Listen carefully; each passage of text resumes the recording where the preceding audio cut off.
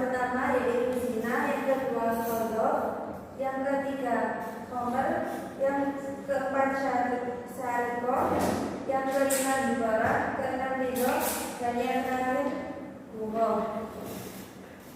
Yang kedua yaitu kisos. Kisos merupakan jarimah yang hukumnya sama dengan apa yang ia lakukan kepada korban. Seperti contohnya yaitu seperti membunuh. Dan yang ketiga yaitu takzir. Takzir adalah jarimah atau hukum pidana yang hukumnya dijatuhkan atau ditentukan oleh pemerintah atau hakim. Next.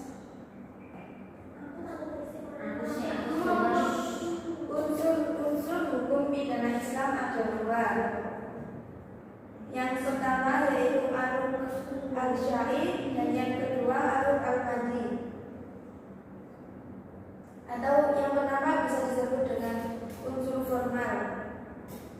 Adanya nas yang melarang perbuatan-perbuatan tertentu yang disertai ancaman hukum atas perbuatan-perbuatannya. Dan yang kedua bisa disebut dengan unsur material. Biasanya yaitu adanya unsur perbuatan yang membentuk jarimah, baik berupa melakukan perbuatan yang dilarang atau meninggalkan perbuatan yang diharuskan. Next. Yang ketiga yaitu pengertian tindak pidana. Pengertian tindak pidana adalah perbuatan yang dilarang oleh suatu aturan hukum yang mana disertai ancaman atau sanksi yang berupa pidana tertentu bagi barang siapa yang melanggar larangan tersebut. Next. Tindak pidana ada 5. Yang pertama yaitu delik formil. Yang dimaksud dengan delik formil adalah delik atau perbuatan tindak pidana yang dilarang melakukan tindakan melanggar hukum yang diatur dalam undang-undang. Pengaturan tersebut seperti pasal 160 KUHP tentang penghasutan. Yang kedua yaitu delik material. Yang dimaksud adalah suatu perbuatan pidana yang dilarang dengan ditimbulkannya akibat dari perbuatan itu. Yang ketiga yaitu delik dolus. Penjelasannya adalah suatu perbuatan pidana yang dilakukan dengan sengaja dan dengan cara direncanakan terlebih dahulu, seperti kasus Ferdi Sambo. Yang keempat yaitu delik kurba. Penjelasannya yaitu suatu perbuatan pidana yang dilakukan dengan cara tidak sengaja karena unsur kealpaannya. Dan yang terakhir adalah delik aduan, yang merupakan suatu tindak pidana yang penuntutannya hanya dilakukan atas dasar adanya pengaduan dari pihak yang terkait, misalnya pelecehan seksual, penghinaan dan lain-lain. Yang terakhir yaitu unsur-unsur tindak pidana. Unsur-unsur tindak pidana dibagi menjadi dua, yaitu unsur subjektif dan objektif. Unsur-unsur subjektif atau suatu tindak pidana. Unsur-unsur subjektif ini dibagi menjadi 5. Yang pertama yaitu ada kesengajaan atau tidak sengajaan. Yang kedua maksud atau komponen pada suatu percobaan atau logik seperti yang dimaksud dalam pasal 53 ayat 1 Kitab Undang-Undang Hukum Pidana. Yang ketiga macam-macam maksud atau makna seperti yang terdapat dalam kejahatan, pencurian, penipuan, pemerasan, pemalsuan dan lain-lain. Yang keempat merencanakan terlebih dahulu atau Forbedazer yang terdapat dalam kejahatan pembunuhan. Yang terakhir yaitu perasaan takut yang antara lain terdapat dalam rumusan tindak pidana menurut pasal 308 Kitab Undang-Undang Hukum Pidana. Yang kedua yaitu unsur objektif. Unsur objektif ini ada 3. Yang pertama hukum. Yang kedua, kualitas dari pelaku, misalnya keadaan sebagai seorang pegawai negeri. Dan yang ketiga, kasualitas, yakni hubungan antara suatu tindak pidana sebagai penyebab dengan suatu kenyataan sebagai akibat.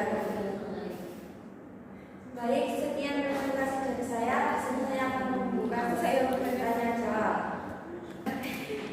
Assalamualaikum warahmatullahi wabarakatuh. Waalaikumsalam warahmatullahi wabarakatuh. Perkenalkan, nama saya Risma Sitianandi. Kali ini saya ingin bertanya tentang materi hukum pidana dalam Islam. Pertanyaannya adalah, sebutkan macam-macam pembunuhan beserta hukuman atau hadnya menurut agama Islam. Terima kasih. Assalamualaikum warahmatullahi wabarakatuh. Perkenalkan saya ingin bertanya bagaimana apa perbedaan hukum tindak pidana dan Assalamualaikum warahmatullahi wabarakatuh. Perkenalkan saya Sinta Devi ingin bertanya apa perbedaan hukum tindak pidana dan hukum tindak pidana Islam. Assalamualaikum warahmatullahi wabarakatuh. Perkenalkan, nama saya Meliana. Saya di sini akan bertanya, mengapa hukum pidana Islam itu tidak dapat dilepaskan atau dipisahkan dari tujuan syariat Islam? Sekian, terima kasih. 2, 3. Assalamualaikum warahmatullahi wabarakatuh. Waalaikumsalam warahmatullahi wabarakatuh.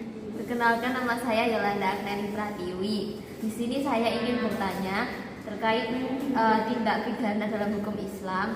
Itu kan kalau kita tidak sengaja membunuh seseorang, kita itu juga masih terkena pidana dan kita disuruh membayar semacam denda yang saya tahu dulu, dan itu nilainya itu cukup besar, meliputi kayak membeli unta gitu. Nah, apakah itu adil bagi sosok pelaku yang melakukan pembunuhan secara tidak sengaja? Maksudnya bisa jadi kan kasusnya itu benar-benar hal yang sepele tapi membuat orang meninggal tapi tidak sesuai keinginannya gitu loh.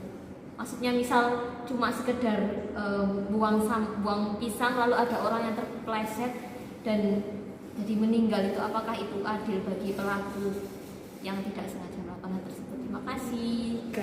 Assalamualaikum warahmatullahi wabarakatuh. Waalaikumsalam warahmatullahi wabarakatuh. Perkenalkan, nama saya Pinardi Kurniawati Hidayat. Saya mau bertanya, apakah ketika seorang muslim ini melakukan suatu tindak pembunuhan dan telah melaksanakan hukuman dunia berupa kisos, apakah nantinya dia di akhirat itu pasti mendapatkan hukuman atas apa yang telah dia kerjakan? Terima kasih, mohon penjelasannya. Wassalamualaikum warahmatullahi wabarakatuh.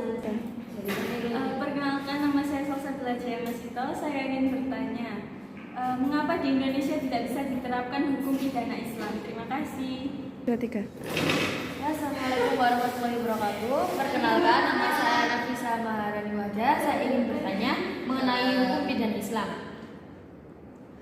Jika di sebuah negara Islam menerapkan hukum Islam dan juga menerapkan hukum pemerintahan, maka statusnya lebih tinggi mana, hukum Islam atau hukum pemerintahan di mata keadilan?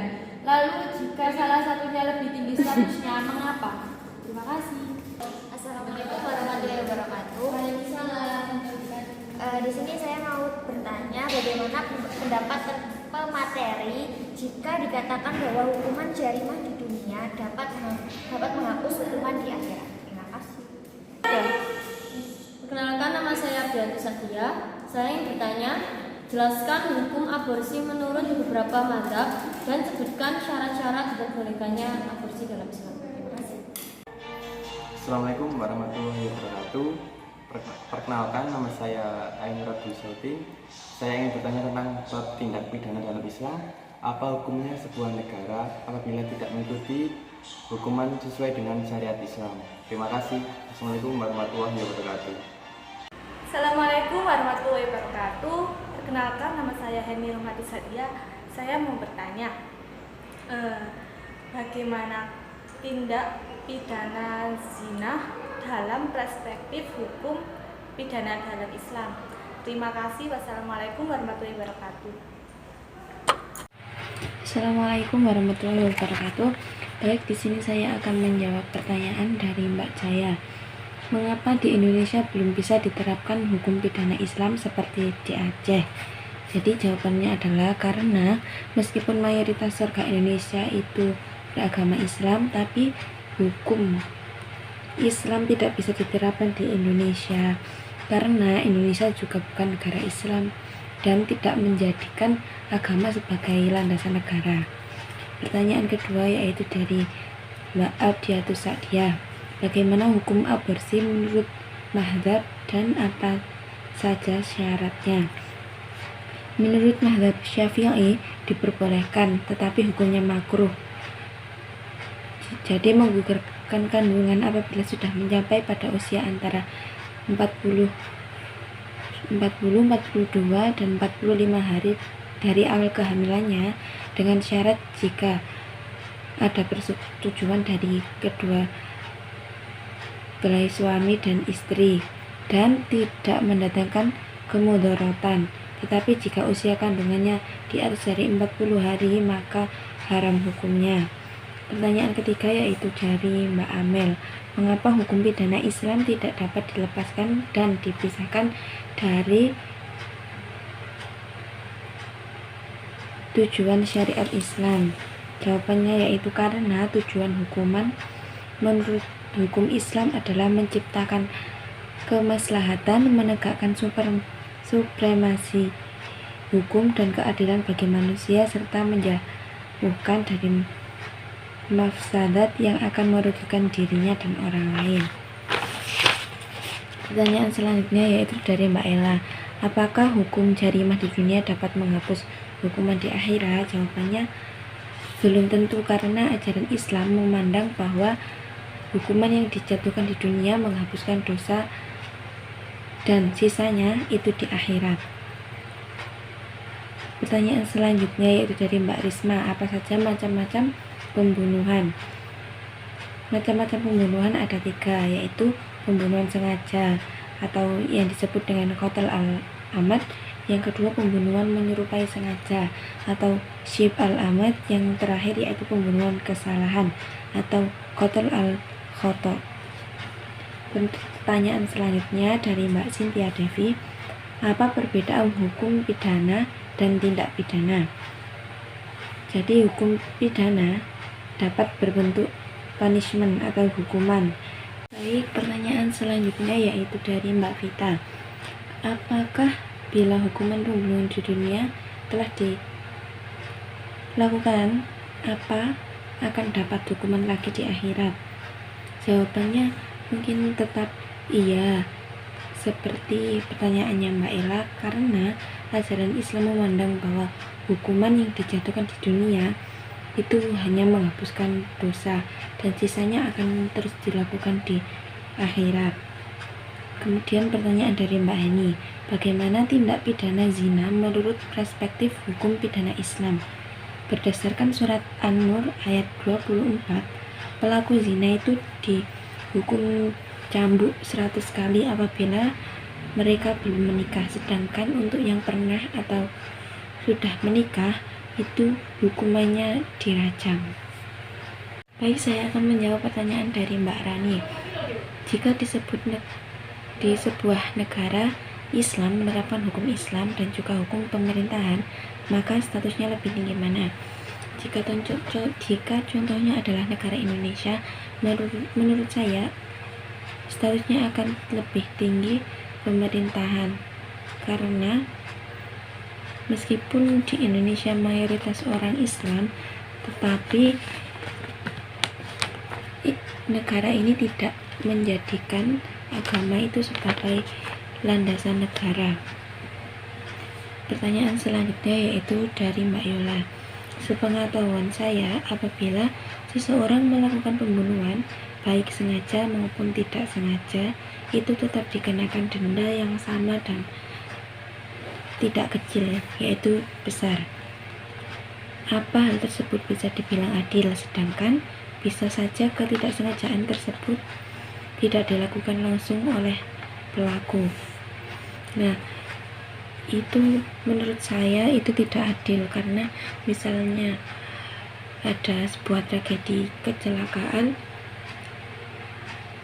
misalnya itu di lampu merah karena remblong ataupun dan lain sebagainya. Nah itu kan kalau benar-benar remblong itu kan sebuah semacam takdir. Beda lagi kalau supirnya tersebut itu mengantuk, jadi beda ceritanya. Menurut saya itu tidak adil.